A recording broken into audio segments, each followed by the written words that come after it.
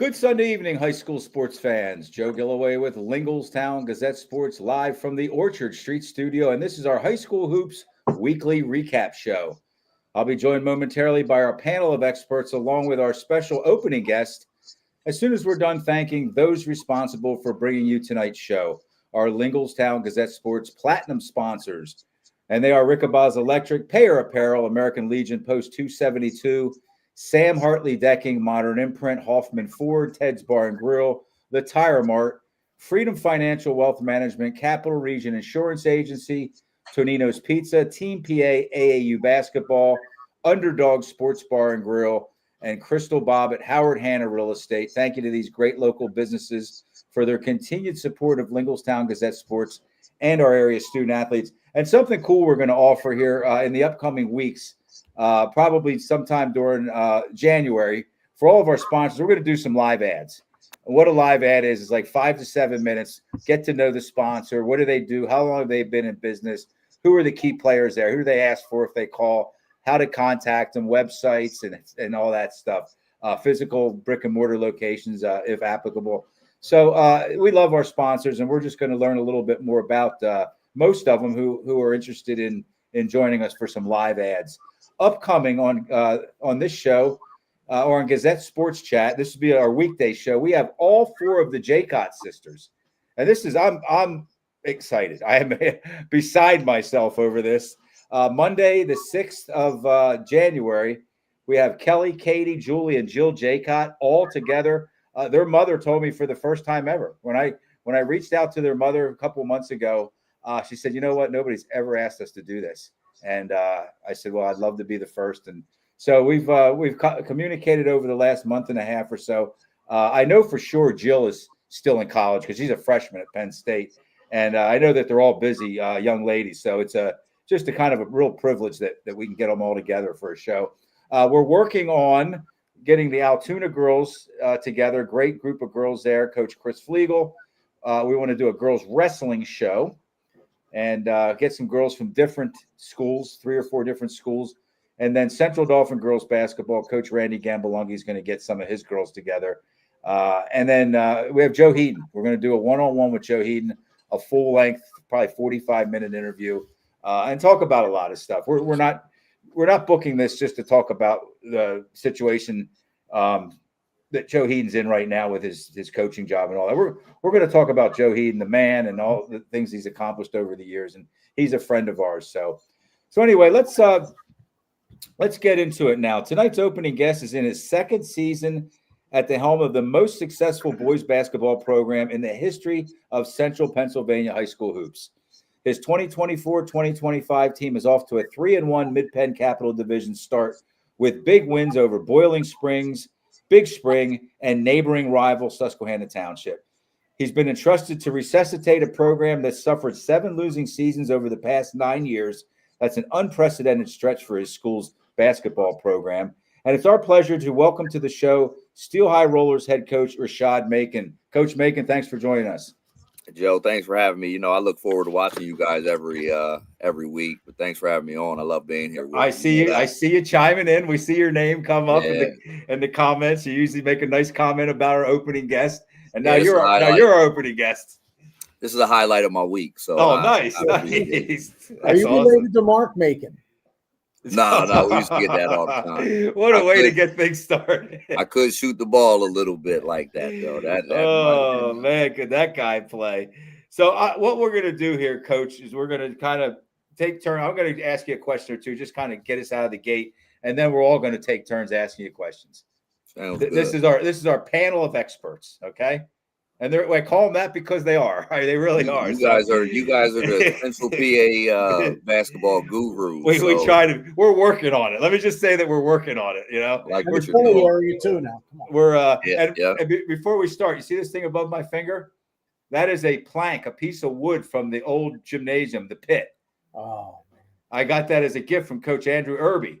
It's got printing on it. I think what's it called when you burn it in? I forget what they call that, but I got that as a gift, and thank you to everybody at Steel High. And then the sweatshirt here is a 92 state champion sweatshirt. So anyway, your team is 4-3 overall. coming off of a 1-1 weekend in the Cedar Crest Holiday Tournament. You had a win over Exeter Township Friday night, and then a loss to host Cedar Crest on Saturday. They are 5A and 6A schools. You guys are a 2A school. Did you feel good about what you accomplished there?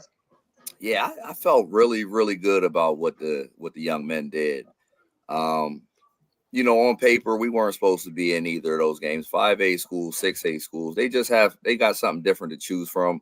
I was talking about Steel High in 91 earlier, and it kind of it amazes me to think back how a single A school could compete with the big guys for so long at that level.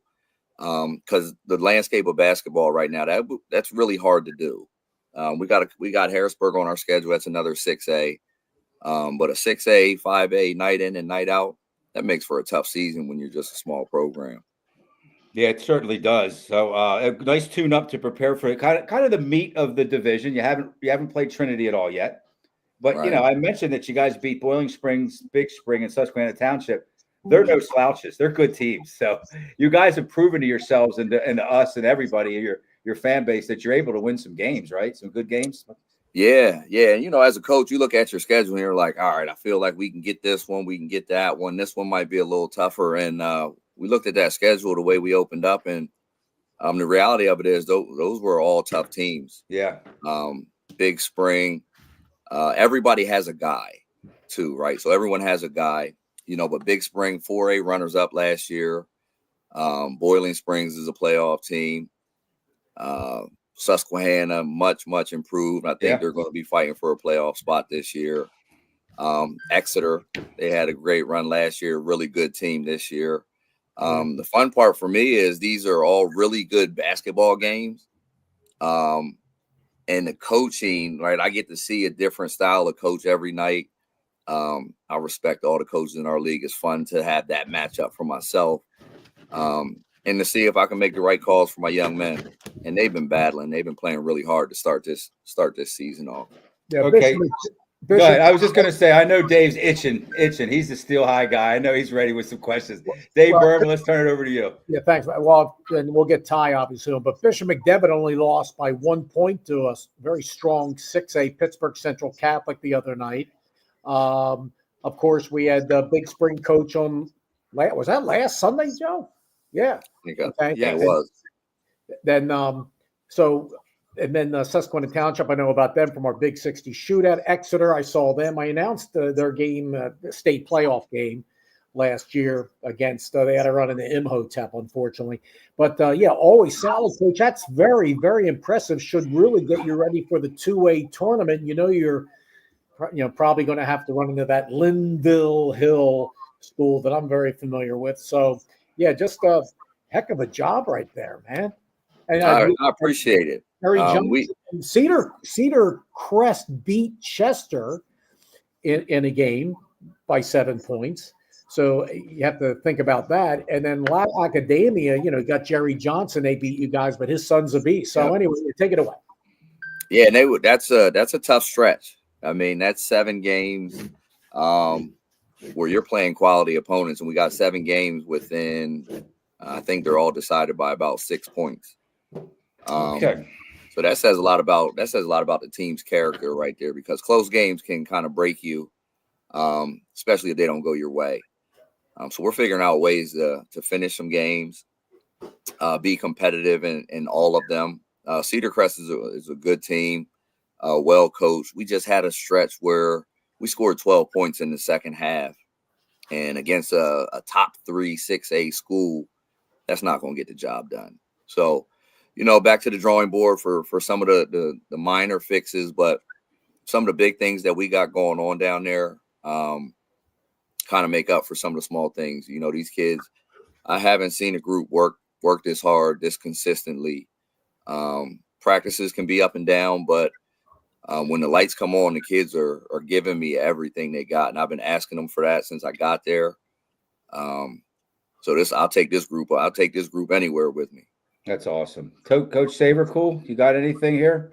Yeah, I mean, I guess I helped at Steel High for 1 year when Tremaine was the coach before I became a head coach. So I have a little bit of familiarity with coaching there. I personally think there's probably not a job in Central Pennsylvania that is harder than being the head coach at Steel High. You've got the challenges of wearing multiple hats, being a coach, you're a taxi driver, you're helping kids out in life, you're helping them in their academics, and then you're dealing with a community that's very passionate. And they love their rollers, and they bleed blue, and they're knocking at the door at 4:30, 5 o'clock, waiting to eat their sausages from the concession stand every home game. Like, they love their rollers. So how do you navigate those challenges that really, I think, are more unique than most head coaching jobs in Central PA? It's really unique, Ty, and it's something that, I mean, coaching Steel High is a huge job, but it's just, I never really thought of it that way, right? Like, it's just, for me, it's kind of like a full circle moment where, you know, my basketball career was supposed to end this way. When I was about 11 or 12 years old, I used to go up to try to get into the gym. Coach Richter would never let me in. Then I was able to work with him, and me being in this position to help the community that has helped me, no better feeling. Like, I love when we get a win to see the excitement from people who are supporting us. And that's the biggest thing for us. And these kids have felt the support from the community. And I remind them, every time you win and every time you do things right, you gain a little bit more of that. And that's something, that feeling and that community is so special. When you get the backing of the entire community, that crazy things start to happen. They always say when Steel High is in it, they win it. It's a magical place. It really is. Lisa Lynn Pilsett said wants to remind everybody or let everybody know Tristan Crawford Jr. was the MVP at the Cedar Crest tournament.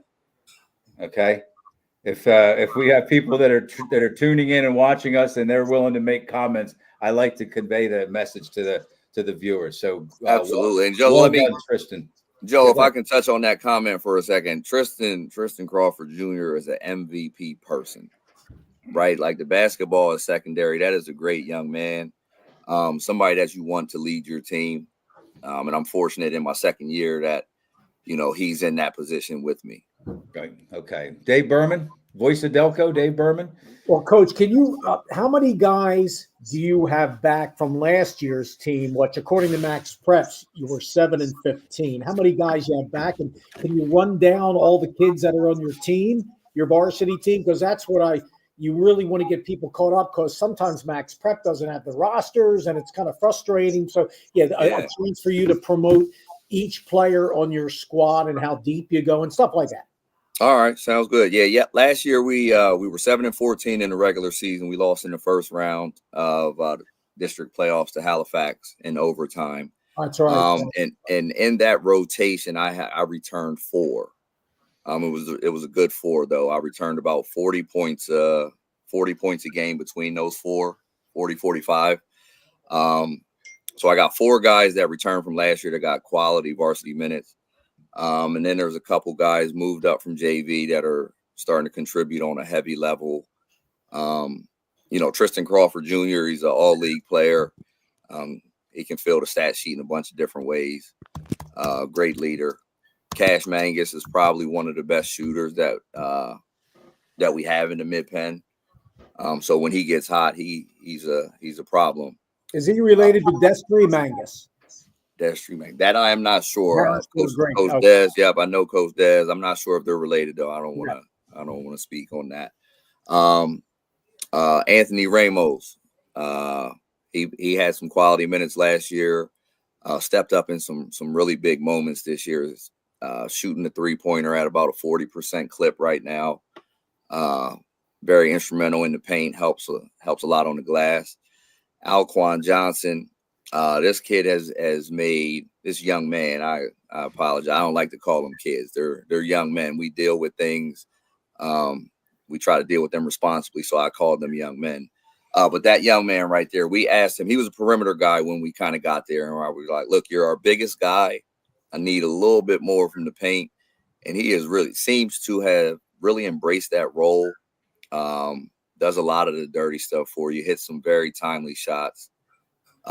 Guards their biggest guy every time. Rashad Holland Ali is a junior. He played some varsity last year. and had some really good learning moments last year. And if you take a look to how he started this season, he has been very consistent. And I asked him before the season started to kind of embrace the role as a defender, be a stopper. I was like, we got scores, plus you'll be able to score by all the stuff that you're going to create. So he's been in the last 2 or 3 games averaging about 10 points. I think 2 games ago he had 10 points, 10 assists. Jaron Lockett played JV last year. Long, athletic, unbothered.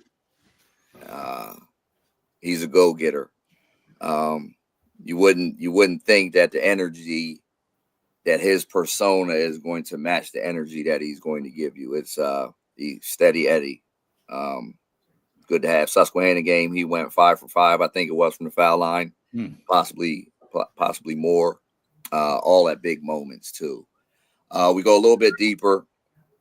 Nyshawn Ward, McMullen, he just moved up from JV and had a monster game for being in that spot. He played the first half of the JV game. He came in the varsity, spelled some guys, and I think he had about 8 points, 4 rebounds, something like that. Just good minutes at the right time. We got Michael McNair Jr. He gives us some breather here and there. Another junior athletic guy that can play at all the levels. You know, when he's able to create that space, and some of these guys don't have a lot of varsity experience. You know, our rotation was 8 or 9 last year, and those 5 are back. And with a year of experience with what we learned last year, they're hungry for a different result, and they've earned a lot of the minutes. So we 5, 6 are going to play heavy minutes, and then we'll go 2, 3, maybe for some spots here and there. So a lot of returning talent. We broadcasted 2 of your games last year down at Steel High in the pit again. And a lot of those names that you just mentioned, we were calling out last year. You know, they played significant minutes last year. A lot of them scored a lot of points, got a lot of rebounds.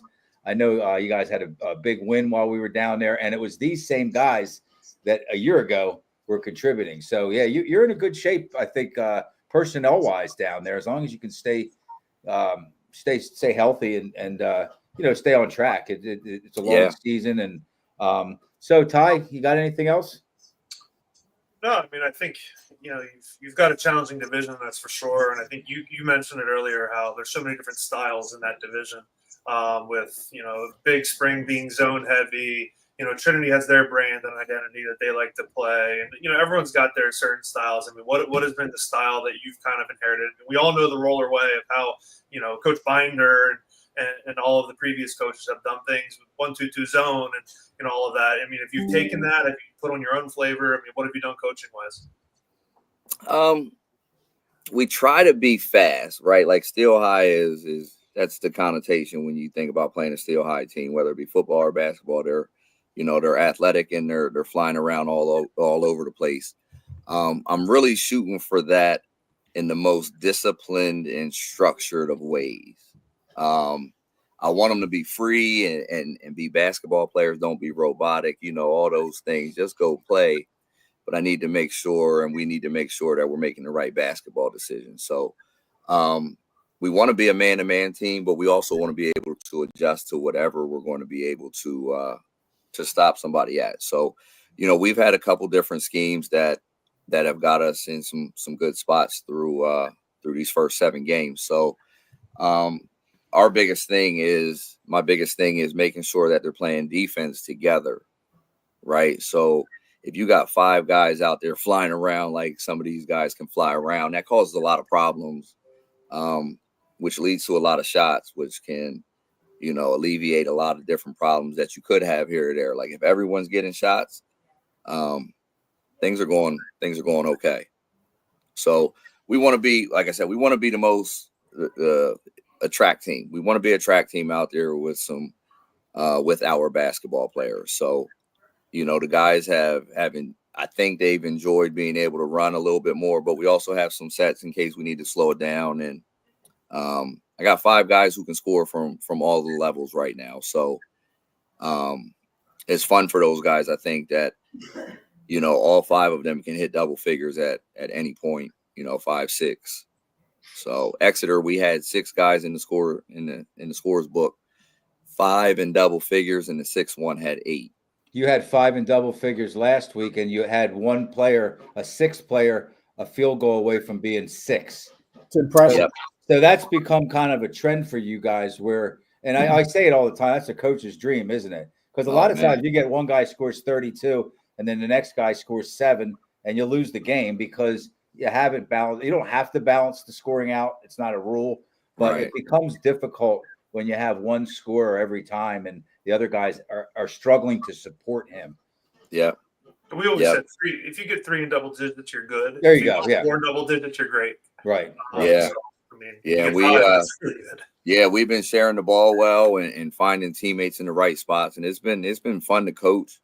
I think we've learned a lot. We've learned a lot from last year. Like you said, these 4 guys, these 4 seniors that I have back have, I consider them my guys because I've had the most time with them. And I really feel like their determination to kind of change the perception of our program matches my determination. And we're on the right track. I really believe that we're on the right track. And our league is tough, top to bottom. It really is. I mean, I don't think I've ever played a Camp Hill game that was, greater than 6 points. And that's counting my time at East Pennsboro, whatever it is. Always going to be a tough team. Top heavy of playoff teams. We all know that. James Buchanan new to the league. The league poses a challenge every night. Yeah, you have James Buchanan, Trinity, and then York Catholic, a non-league matchup, all within like 5 days here. I'm looking at your schedule now. So it really doesn't get much easier there, or any easier, really. No, we've got a gauntlet, and then we end that week with Camp Hill. Yes, you do. So those are our next 4. I want to ask you, who helps you out? Your assistant coaches.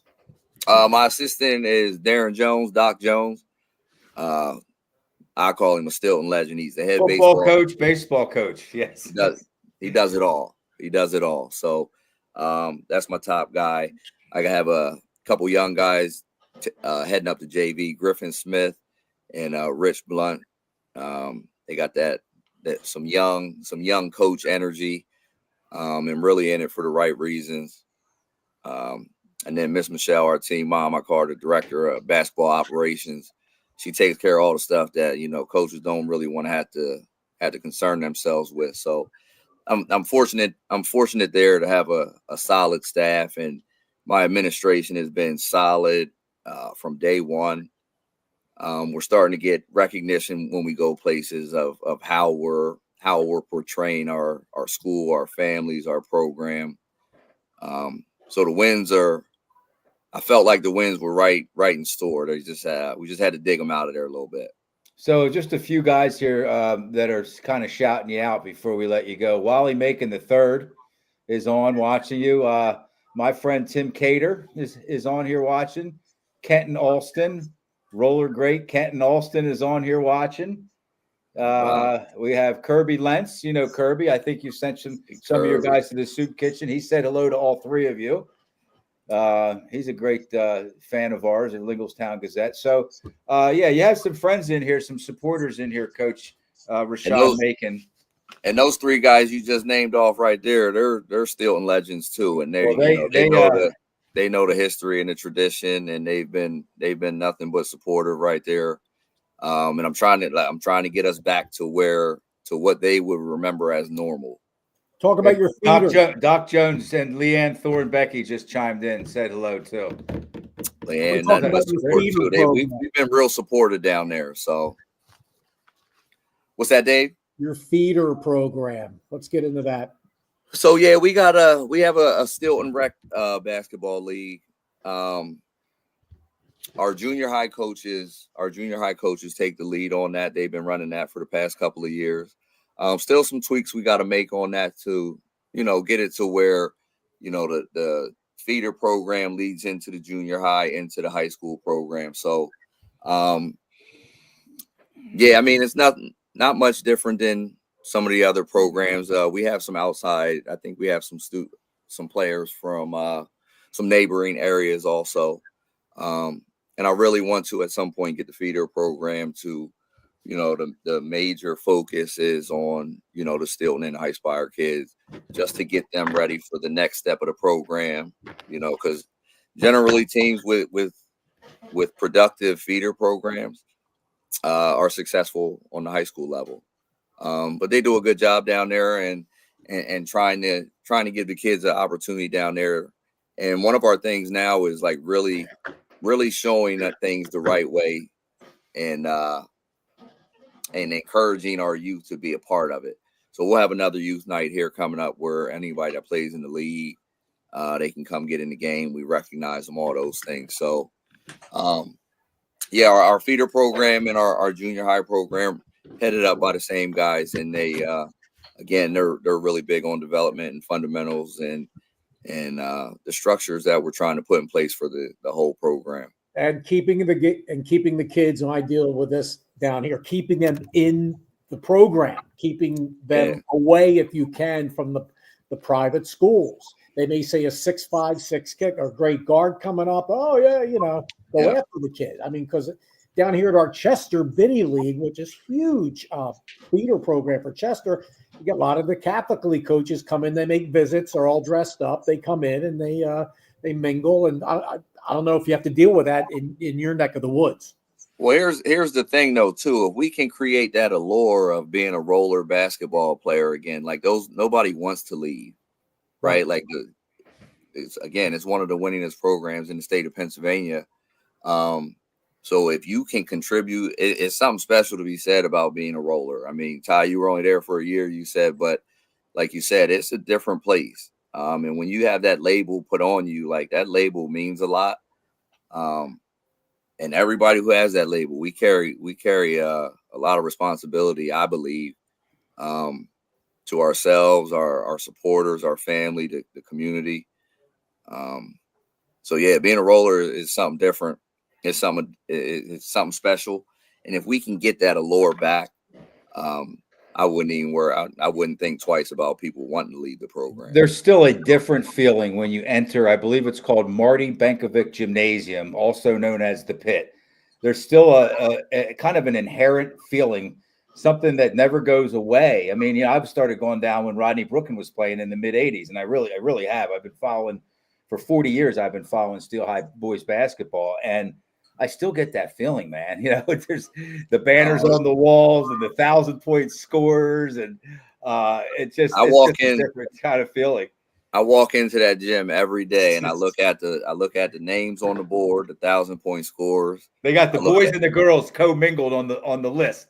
All of them great, and then I look at all the banners that they got hanging around the gym, and the kids see me looking at that, and I pointed out many times, like it takes something special to do this, and it all starts from the ground, right? Like those guys didn't just wake up and become state champions. They they played together, they worked together, they listened together. You build a team like that, and then special things can happen. So we're going to cut you loose, Coach. I think you did mention it might be date night. Okay. Yeah, my wife got to hear all the stuff that she got. And your wife should be happy with you, because you kind of stood up to us. I invited you to stay for the whole show, and you said I probably can't because it's date night.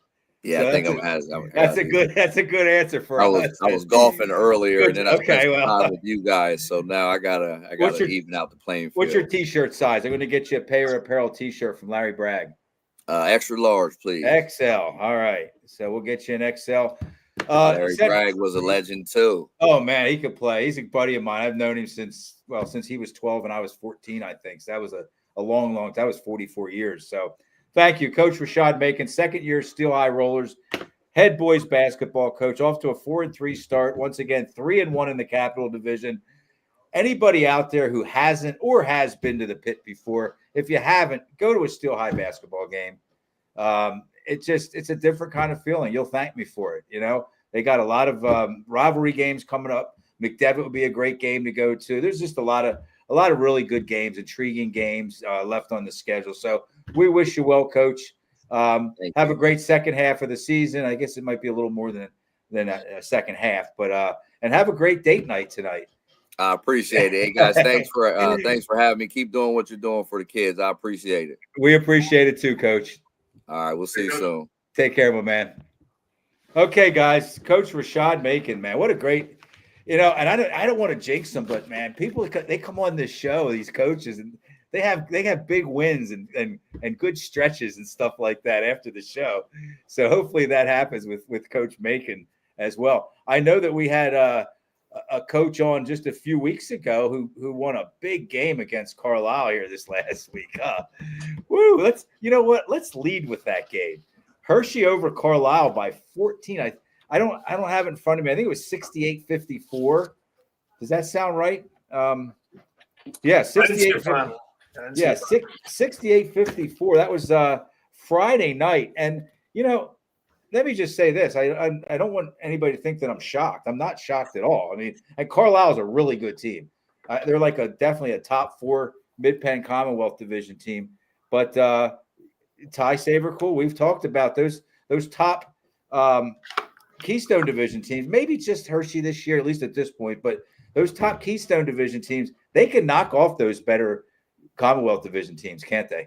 Yeah, I mean, I think what you see in the Keystone, at least the better teams, Mechanicsburg, Hershey, Milton. Oh, Hershey. Mechanicsburg. I'm sorry. Yeah. Yeah, I mean, I think what you see is you see a strong point guard, and that's where it kind of starts with those top Keystone teams. And in my years at Cedar Cliff, we had great point guards with our better teams. So I think probably without seeing the game, Carlisle probably struggled to get Hershey off balance because Cam Sweeney, when the ball's in his hands, he's solid. Aiden Miller, when the ball's in his hands for Hershey, they're solid. And if you don't turn the ball over, you put yourself in a position to win. And that's what Hershey does. They're not flashy. They put themselves in a position to win.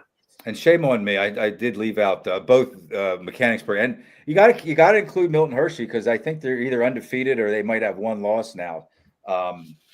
Let's see here. Yeah, they're undefeated. They don't play much over the 4-0 in the division, 6-0 overall. I think the kids try to send the kids home if they can, right, Ty? They go home for like 2 weeks. So yeah. The biggest challenge that Coach Zerby always had at Milton Hershey is when they come back, their January is packed with games. Right. So they have to try and get up to speed again after a 2 or 3 week break. For Christmas, these kids go home to all the various parts of the country they live in. They go home and then they come back to campus, and so that's always a challenge for them of getting back up to game speed. Yep. So I saw you. I was waving. I don't know if you saw me, but we're going to go rewind back to Monday. Central Dauphin hosting Wilkes-Barre. You were that was you, right? Yeah, I was there. Okay, I thought so. Sometimes I need glasses on top of my glasses, but I thought that was you. I mean, Central Dauphin, they won big. They won by 29. Kind of got a little – I mean, here I am going to I'm not trying to be negative. Maybe a little bit out of kilter there, a little bit in the second quarter. Coach Fletcher wasn't happy about it. But it was only a real small stretch. Other than that, from beginning to end, they just played really good basketball. What'd you think of that? And let me preface before we move on. Wilkes-Barre had just taken Cumberland Valley into overtime just a week or so before that. What did you think of that Central Dauphin team that day? I mean, I thought they imposed their will in a manner that they need to be successful. They won off their defense. They kept Wilkes-Barre uncomfortable, and that's CD's calling card this year. And I think their pressure just really wore on Wilkes-Barre over the course of the long haul. And CD can do that better than most teams in the area with their length and athleticism. So I think that's their calling card is how well they can have their defense generate offense. Yeah, I agree with you there. And again, I just couldn't see where how that Wilkes-Barre team, just from the eye test, I suppose I'm trying to say, stuck with a really good Cumberland Valley team for 4 quarters. Mm-hmm. So let's take a look at this game. Paul Myra 62, Warwick, previously undefeated. They were 8-0, Warwick 54. Paul Myra was picked, and I picked is just picked, but they were picked and finished either second to last or last in the Keystone. They got a good coach, we know that, and they are only 3-6 overall, but they beat a good Warwick team And there again, that's just Keystone basketball playing a Lancaster Lebanon team. Did you hear anything about that game? I didn't hear anything. I'll default back to what I said earlier about having a good point guard. So they have Palmyra has Alex Dorda back. He did not play last year. From what I heard, he was focusing on baseball, and he was a very dynamic point guard when he was seeing varsity minutes as a freshman. He started as a sophomore and then didn't play his junior year. He's back as a senior. He probably set the table for them against Warwick. And again, when a point guard can control the game for you, you're going to be in every single game, and you make a few shots, you win those games. That's correct. Yeah. And then we're gonna talk real briefly. Dave, you ready to come in after we talk about Cumberland Valley here? Oh yeah, but I've been following you guys out there too. I mean, say it. Go ahead. Okay. All right. Cumberland Valley, they're just kind of on a tear, man.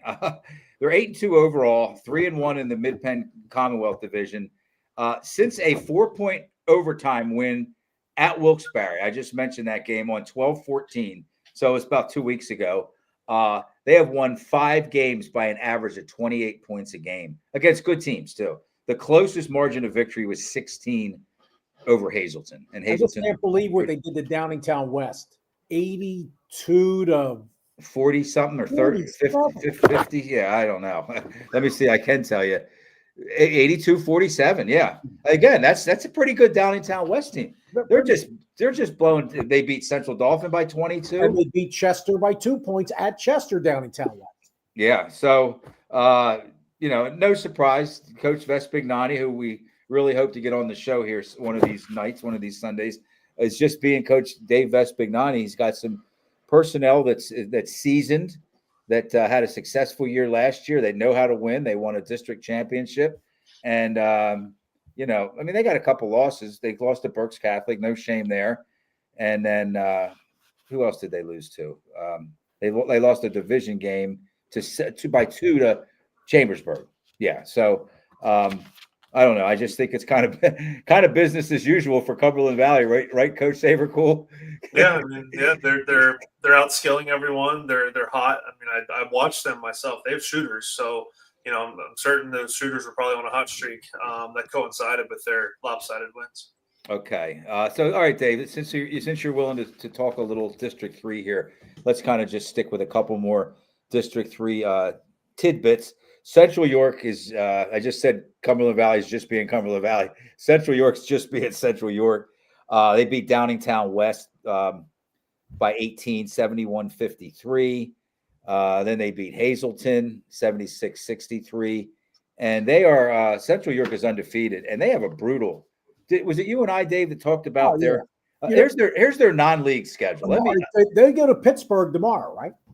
To play Upper St. Clair, who's absolutely loaded. Well, we'll see. That's remember Central York knocked out Upper St. Clair last year. And Upper St. Clair had knocked out Central Dauphin in overtime. So yeah, there was a lot of good basketball being played last year in 6A, just in the first couple rounds. Here's Central York's non-league schedule. Some are in the books already, some aren't.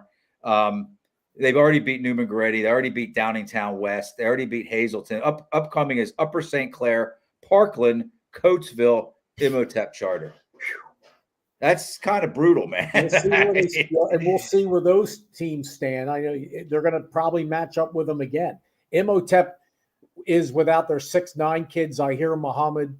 He ACL he's done for the year. So that's a major loss for them, but they're still good. Okay, that's the last one I want to touch on. Unless, Ty, Coach Savercool, unless you have a team or a game or a situation you want to discuss.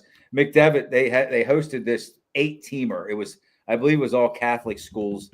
I watched the Friday night game. I think they were up 20 in the second half. You talked about it against Pitt Central Catholic and lost the game.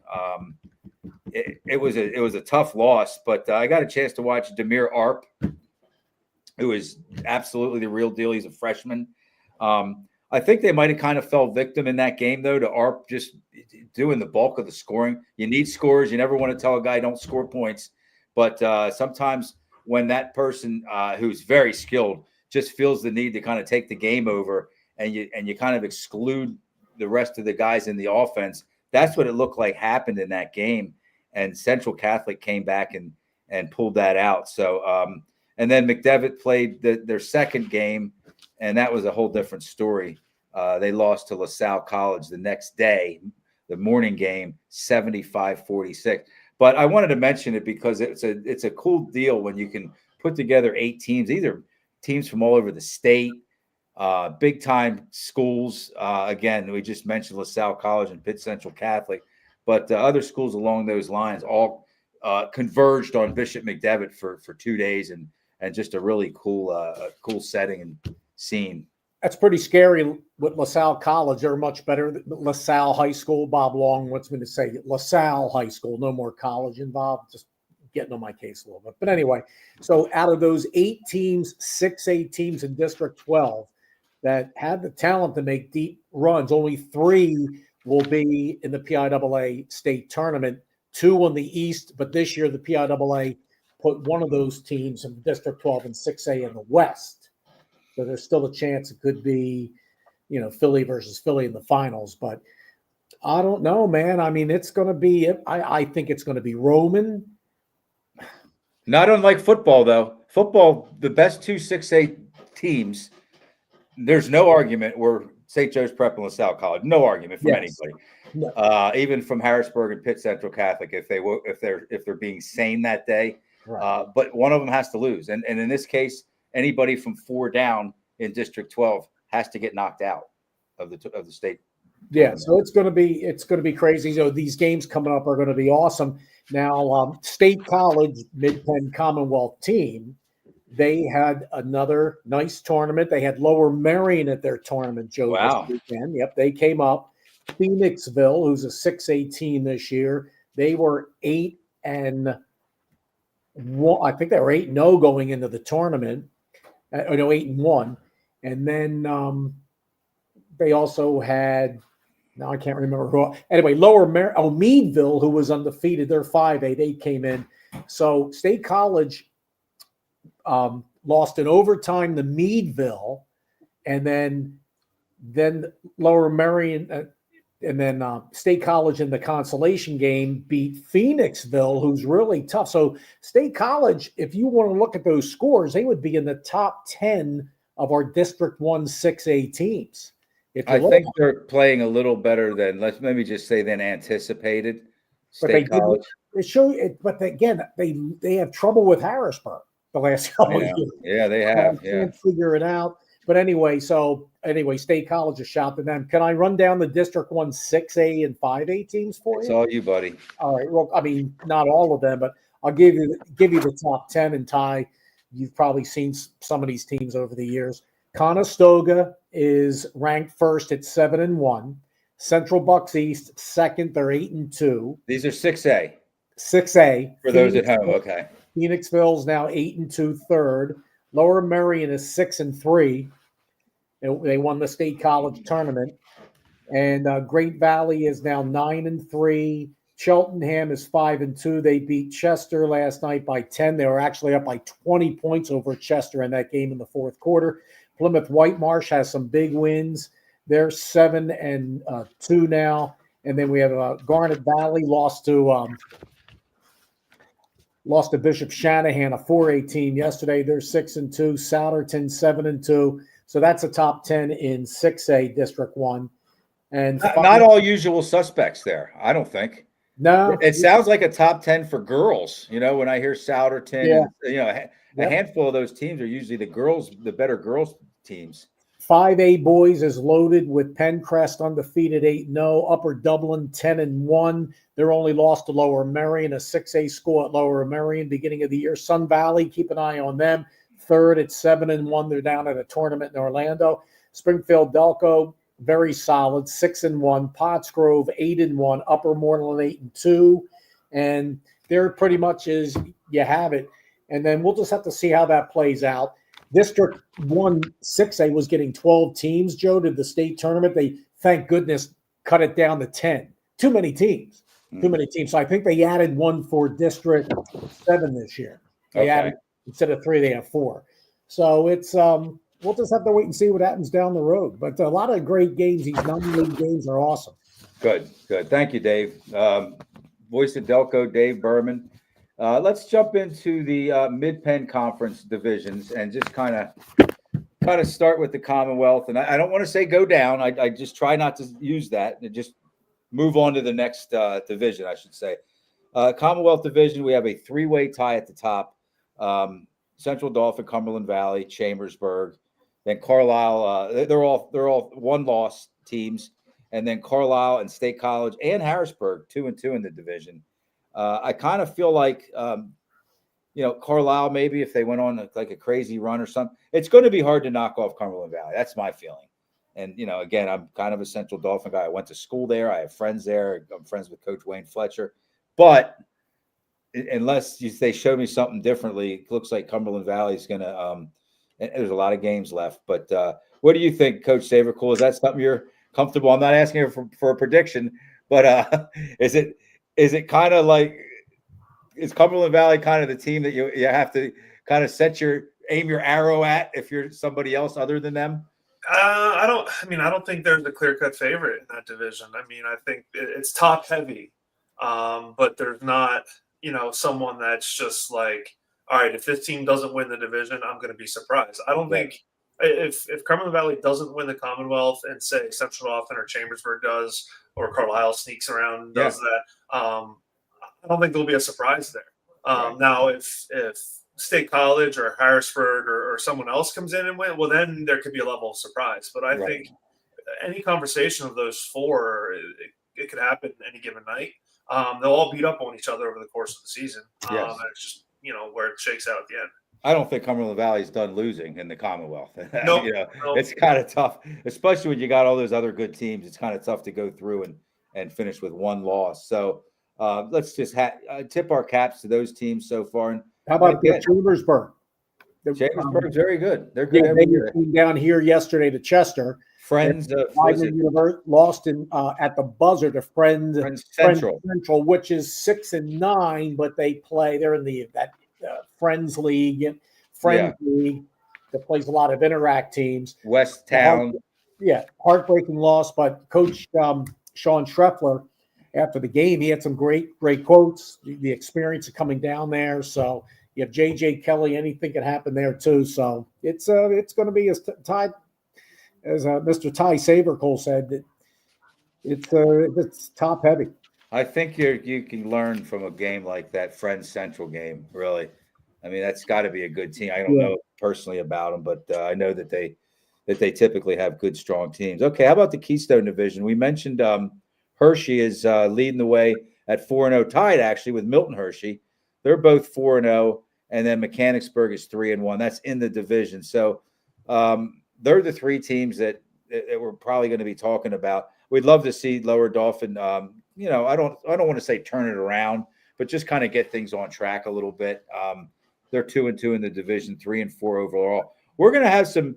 I'll tell you what, that's going to be a hot ticket, man. When these three teams, any two of them match up. What do you think, Ty? Coach Savercool? Yeah, I mean Hershey already handled Mechanicsburg once. I don't know where that game was played. But those three teams, they're the cream of the Keystone.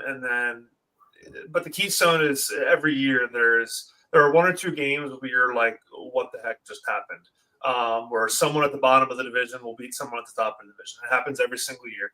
That's just how the Keystone rolls. So one of those three is going to emerge as the division champ.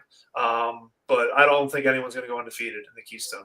Yeah, thanks for the reminder. Hershey beat Mechanicsburg by 11 earlier in the season, a couple weeks, 3 weeks ago. Yeah, Boiling Springs gave Hershey a good game yesterday. It was only a 1-point win. That one did surprise me a bit. No knock on Boiling Springs. That one surprised me. But back-to-back night, second night at Boiling Springs' home court. You never know. They've played a lot of games, Boiling Springs. They're 8-3 overall. I haven't seen another team in this area play that many games. So let's move to the Capital Division. I'm going to give Cedar Cliff a shout, Ty. They won 2 out of 3 now.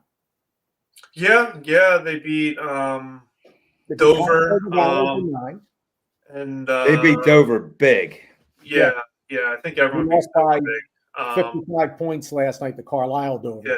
Dover's might be the worst team in District 3. Yeah, there always has to be that one. Yeah, someone has to be. Yeah, I think exactly. they hold that card right now. Yeah. But and then Conestoga Valley. So yeah, I mean, I'm glad they can win because those kids deserve to win some games. Right. So let's go to the Capital Division. Trinity leading the way. They're the only undefeated team, 4-0 in the division, 7-2 overall. But then a three-way tie for second. Big Spring, Steel High. Coach Rashad Macon, our guest tonight, and our opening guest. And then McDevitt, 3-1. And let's not count Boiling Springs out. They're kind of that Carlisle for the Capital Division. They're 2-2 with a lot of teams ahead of them that they really have to kind of go on a run and beat some of the top teams like consistently. But Trinity's beatable. I saw them play Susquehanna Township. They beat Susquehanna Township. It was a home game for Trinity. They beat them by 2 points. They're good. Okay. I'm not putting them down at all. I'm not discounting their talent or their coaching, but I think they're beatable. I think they're going to lose some games. Well, they lost one game. Well, they lost 2 games out of league games. Oh, I only have one here. They lost to Central Catholic. 72-59. And, oh, gosh. I have them at 7-1. I'm pretty sure they're 8-2, Dave. I could be wrong. They lost to Mount Zion Prep. Yeah, that's an out of state game. Yeah, it's not on there. Let's call them 7-1 then. Yeah, because it doesn't count towards power rankings. Let's call them 7-1. So you're right. Allentown Central Catholic was their only loss, PIAA loss. So anyway, we have that's going to be interesting to see how things play out there. And then the Colonial Division, Middletown, they finally lost some games. They're actually 5-4 now. I think they were 5-1 or 4-1 at one point. And but they're 4-0 in the division, the only undefeated team in the division, followed by East Pennsboro, Northern York, and Waynesboro, all at 3-1. And I made a note here about Middletown. Let's see if I can find this. I got all their scores. They started 5-1. Yeah. And then 3 straight losses to Eastern York, Altoona, and Central Dauphin East, all non-league games, and they must have lost another one because they're 5-4 in the PAD3 hoops, is usually pretty accurate. Yeah. They're playing 6A schools, right? I mean, they played Altoona, beat them by 9. Central Dauphin East beat them by 11. Yeah, Eastern York's good.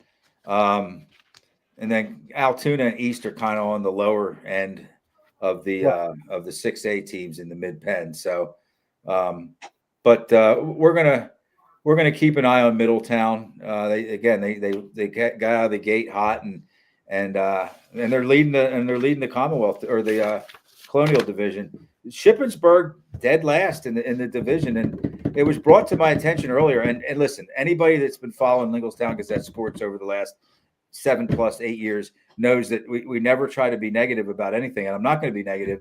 This is just the way things go and how you can't count your chickens. Cedar Cliff and Shippensburg 3 seasons ago played in the Mid-Penn tournament championship game. Cedar Cliff and Coach Ty Savercool beat Shippensburg. Great upset over Cumberland Valley in the opening round for Cedar Cliff. But beat Shippensburg in the title game down. I was at that game down in Milton Hershey.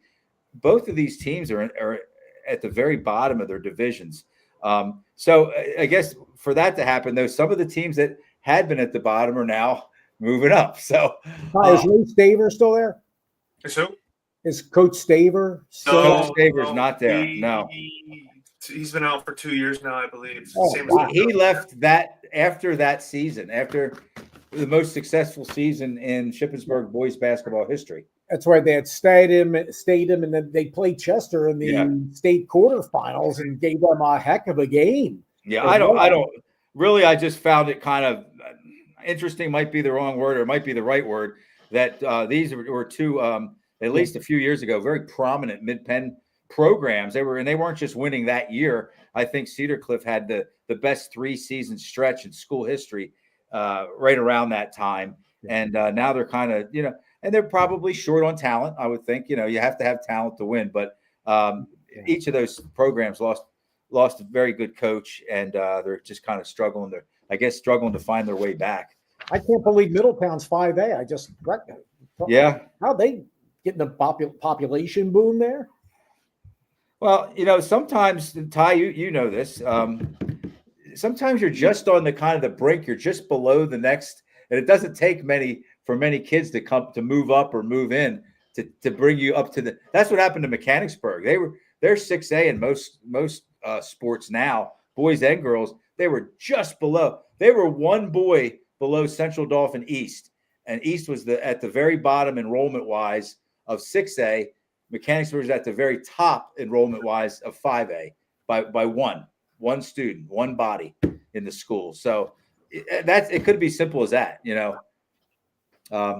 So let's wrap up here and just talk. I don't know how much we can do because there's so much season left, but let's talk about where things stand District 3 wise, and we're not going to get into 1A because we really don't have any schools in our area. Our area being like the greater Harrisburg area or the central, the area right here at Lower Paxton and Camp Hill and Mechanicsburg.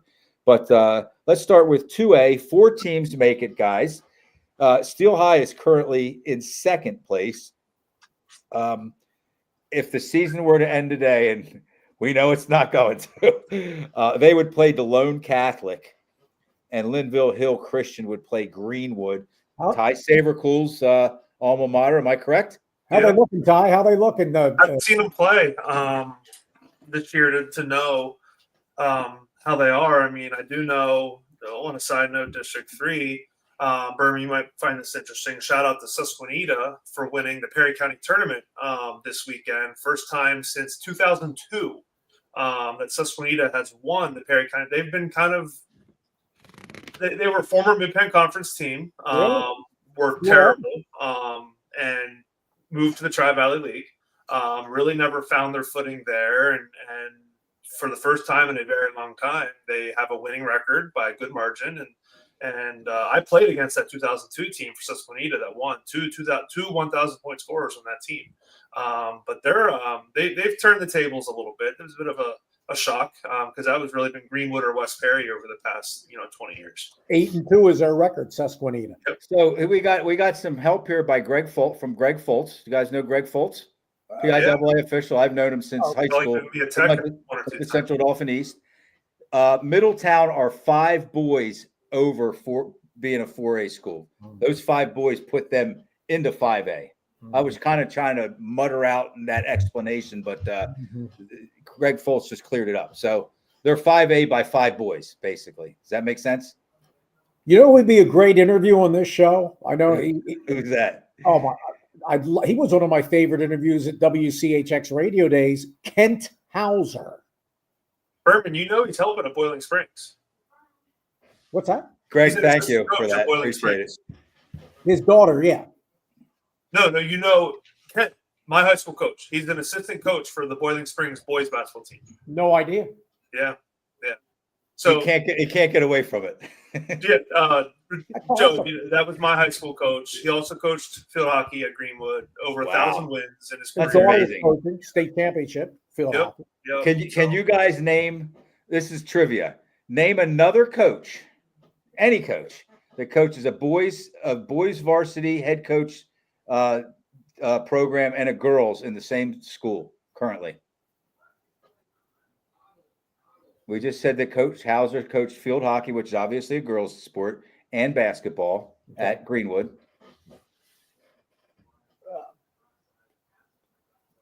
That's tough. Give me a clue.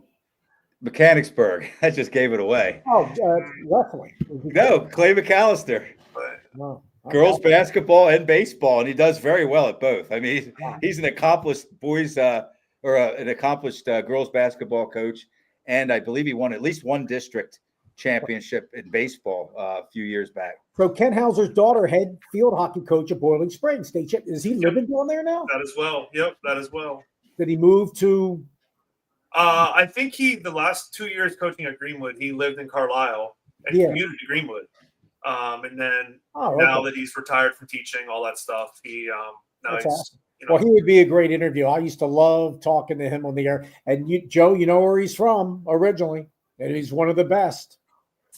Where's he Grad from? at Lewistown High School in Mifflin County, right? Ty, you know all about that. yeah. He was I heard, one scrappy son of a gun. Okay, so let's move on to 3A. 3A is Lancaster Mennonite, one of the few undefeated teams remaining in District 3 at 9-0, followed by Trinity. We're going to call them 7-1 because, as you alluded to, that Mount Zion prep game really doesn't count for this power rankings. And then followed by Halifax and Coach Will Sagal. And we're going to have Will Sagal, I believe, on the show one of these nights. He's a friend of Kirby Lentz's, and Kirby's a Greenwood High School grad. Is he really? Okay. Yeah. He was a freshman when I was a senior. I actually see Halifax play this Friday. They play Columbia at Columbia.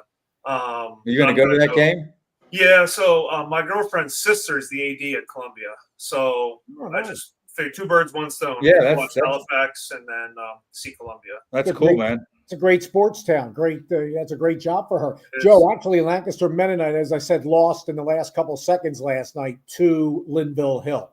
Oh, boy. The Battle of the Amish. Or Wow. Whatever you want to call it. My wife laughing in the back. What did I tell you last week? That Amish and Mennonite, they're not really the same. I don't know, man. I lived. There are some similarities there, but they, you know what? They can play some basketball. Those kids. They're probably talented in a lot of stuff. They're probably very disciplined, and yeah.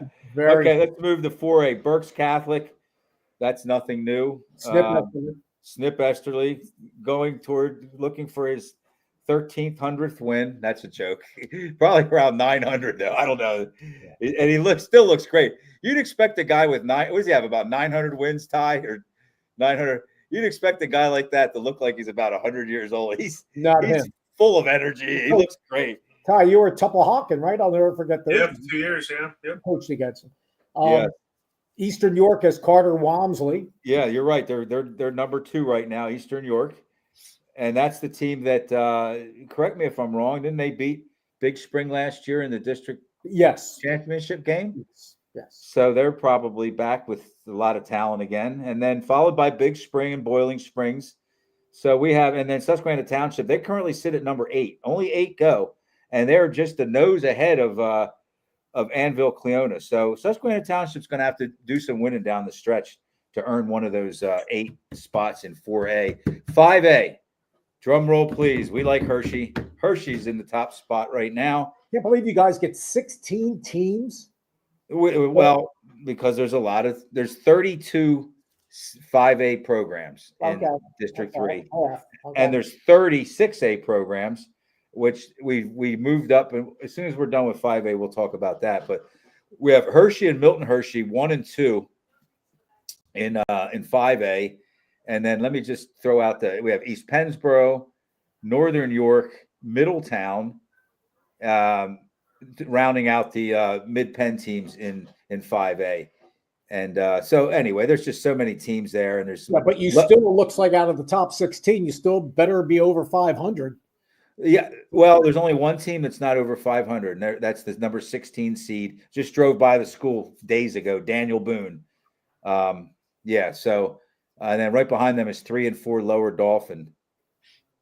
Yeah. So every game the rest of the way is like a playoff game, man. Let's start right now. When you start first of the year, every game you got to play like it's your last game. Coach Savercool, is that kind of the feeling? I mean, you're only trying to play and win one game at a time.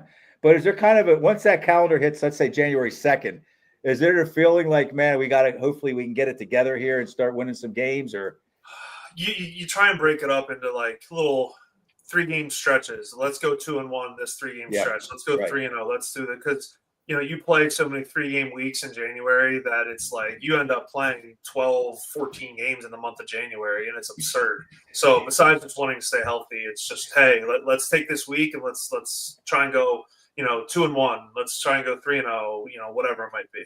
You can't say, hey, guys, I really need you to play great for these next 13 games. Yep. Like, that's asking a lot. But like District 10 and District 6, there's really no desperation at the 6 or 5A level, Joe. I mean, it's just, you can get in with 2 wins. Well, there's something interesting here. And, I guess a week ago I would have said, I think we have too many teams, too many eligible teams that qualify in 6A. It went from 12 to 16. It went from the top 4 having a bye, and then the 5 through 12 playing in to the next round. But now there's 16, so everybody plays out of the gate. The 16th team, number 16, is 6-3 Muhlenberg. That's no shame. Okay, you're not allowing like 3 and 6 teams in. And then right behind them is William Penn at 17, and they're 5-4.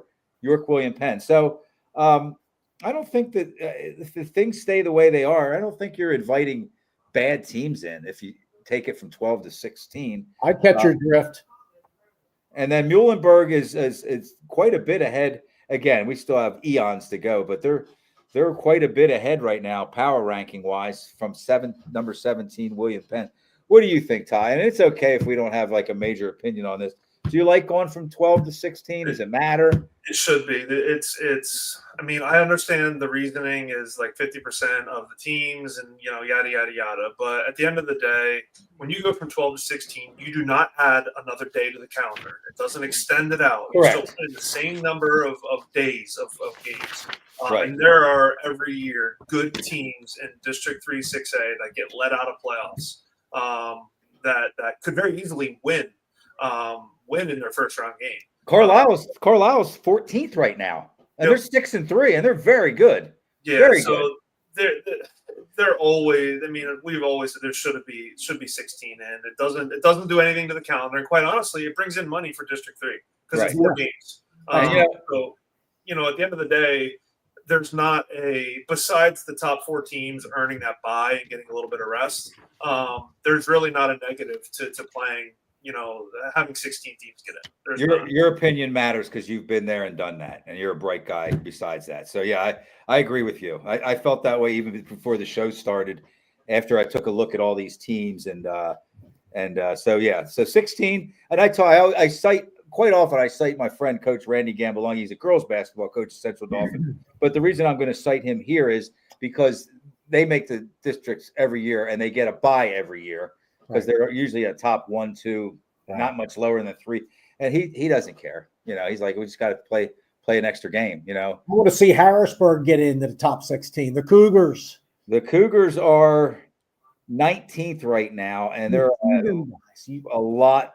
They're going to have to win some games, Dave. I'm not a number crunching kind of guy, but it doesn't take the crunch numbers to figure out that they're a good bit out right now. Their rating is 0.57 or 0.55. The number 16 team Muhlenberg is 0.68.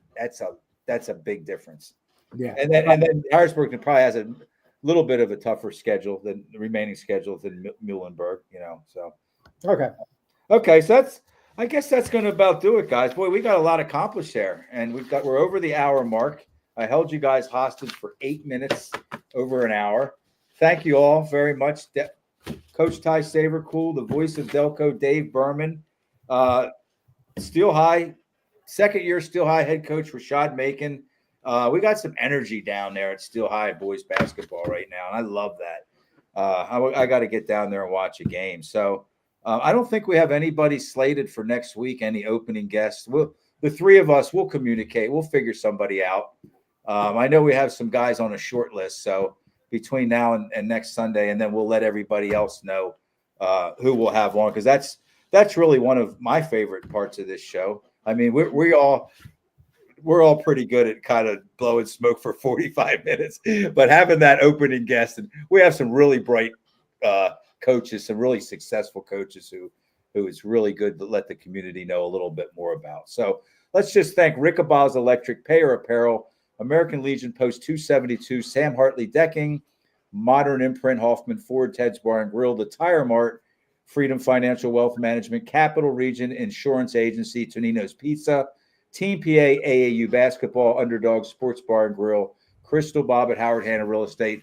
They are our Lingelstown Gazette Sports Platinum sponsors. Thanks for their support of Lingelstown Gazette Sports and our area's student athletes.